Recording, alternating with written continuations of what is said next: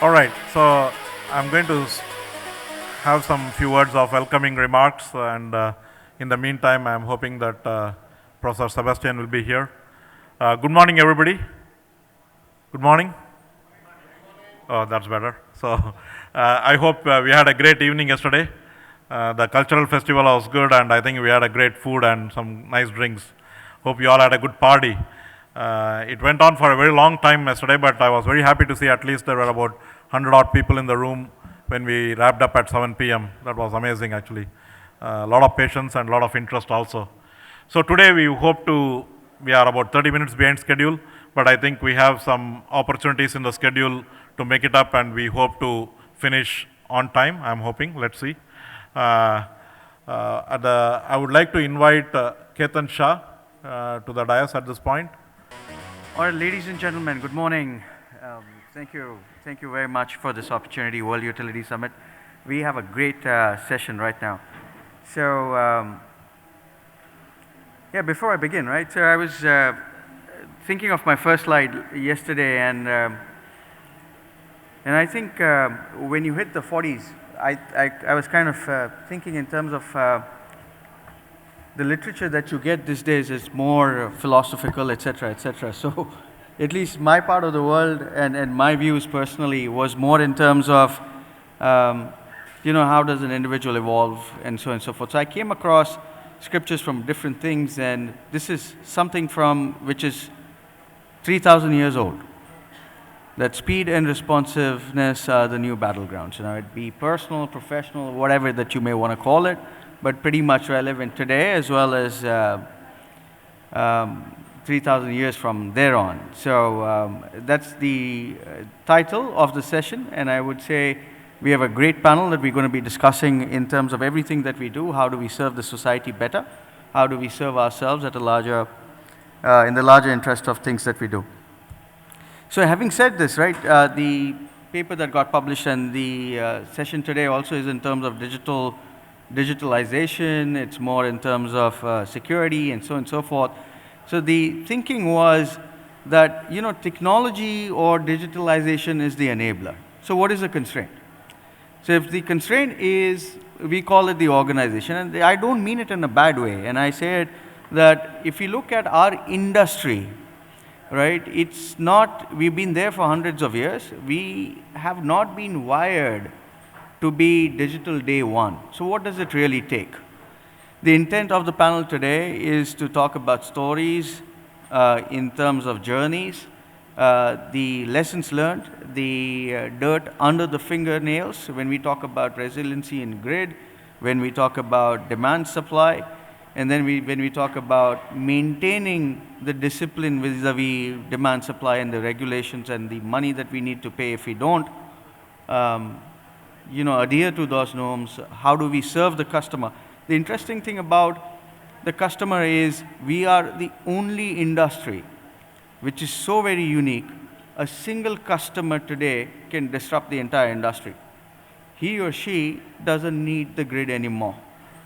That's the world that we live in. So how do we really grow? Okay. And how do we serve better the communities that we protect? How do we look at our revenue protection? How do we look at growth? How do we become a sustainable partner in the ecosystems are things that we're going to be exploring.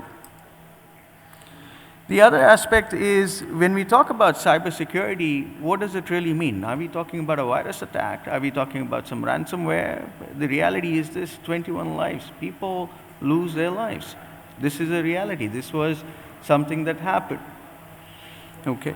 And, while not all blackouts are a result of cyber attacks, but they are a reality, and more so in construct of things that as an industry that we may have to face. I will talk about energy operator in the UK.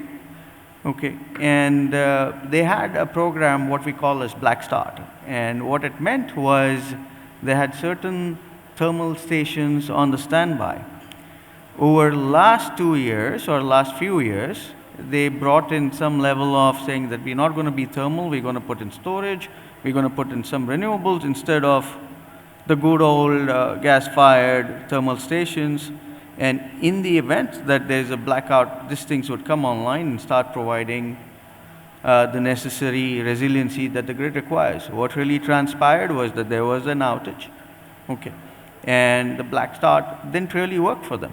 The storage failed, the DERs did not come in, okay, and eventually the frequency dropped and there was a blackout at the grid level. What really happened was the metros went down, the people were stuck in elevators for a few hours and so on and so forth. And the reality was, who's responsible? What is the accountability that the utility takes, or the community takes, or the city takes? And therefore, then the question is, what is our consequential responsibility for things to come up? So if we did cause an outage, we may be up and ready within the next 45 minutes, but what did it take for other systems to come online and city to be on its feet? So as we get more interconnected, these are things that we would want to talk about. I would also request my panel to talk a little bit more in terms around security threats, and they are from everywhere, right? So when we do talk about threat vectors and so on and so forth, I'll be sharing the slide. I mean, the slides anyways will be there for everyone to download and look at. But the reality is that our assets are scattered around the world, right? Our assets are scattered around the geography, length and breadth of the countries that we operate in. We have onshore assets, we have offshore assets. Okay, we have legacy, we have new. The firmware is our reality. The point of penetration is anywhere. And the weakest link in the chain is whatever you would want to call it. The moment you enter a particular network, it's fairly susceptible to get to anything that we would want to talk about, whether it's field units, whether it's substations, whether it's any of our offshore assets that we talk about. So we'll be talking a little about cybersecurity and threat vectors.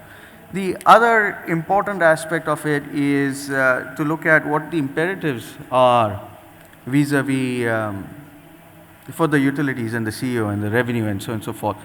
And I did start off by saying that, look, we're going to be talking about demand, supply, etc. But I don't know of many utilities in the country today that does not pay a penalty to CERC for either overloading or underloading on the market rates.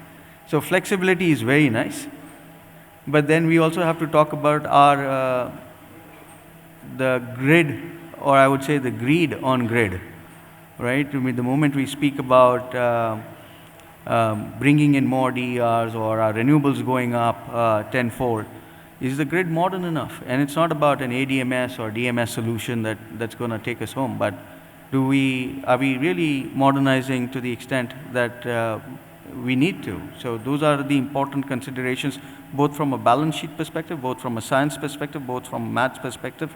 When we talk about rapid electrification and transport electrification, what does it really mean? How much of investment does the country really need? Okay, what are the type 1, type 2, type 3 charging stations that are really required? Who are the players here? Okay, and we see many contemporary or non-contemporary players coming into our industry. So are we, as an industry, are we disrupting or are we getting disrupted? Okay, so you see people from different industries altogether coming down saying that we want to invest in generation or we want to invest in grid because the returns are rock solid. Those are the kind of questions that we're going to be talking about. And we have a great panel today where we're going to be talking of multiple aspects, right? We're going to be looking at digitalization, cybersecurity. We're going to be looking at asset optimizations. We're going to be talking about community growth and resilience. Okay, and we have an August panel that's coming in from a wide variety of views that covers the geographic span. The important thing here is, and not right for me to say so, but it's not about the slideware, otherwise we would have just pasted our slides around the wall and you guys could have seen it, but it's to make it more interactive. It's more important for us and my panel members to share the lessons learned. What does it really take to implement it? What were the organizational challenges? What does it take to shift the culture? Okay, what were the business cases and were there any benefits in it? Okay, what were the failures that we learned from? So those are the kind of things I would request my panel members to bring to fore. With that, I just open up the session to everyone, yes? So the way we're going to play this out is we're going to be very, disciplined about the timings. But while you do speak about your own topic, and I think it's very important for the audience to learn from it, please bring out the essence, the lessons learned. And I think I will also go about asking questions interimly from the other panel members to contribute to the topic per se, because I think 50 minutes, 5 topics, they're very, very important. We'll just make it a much more richer conversation. So with that, we just start off and kick off. Thank you very much.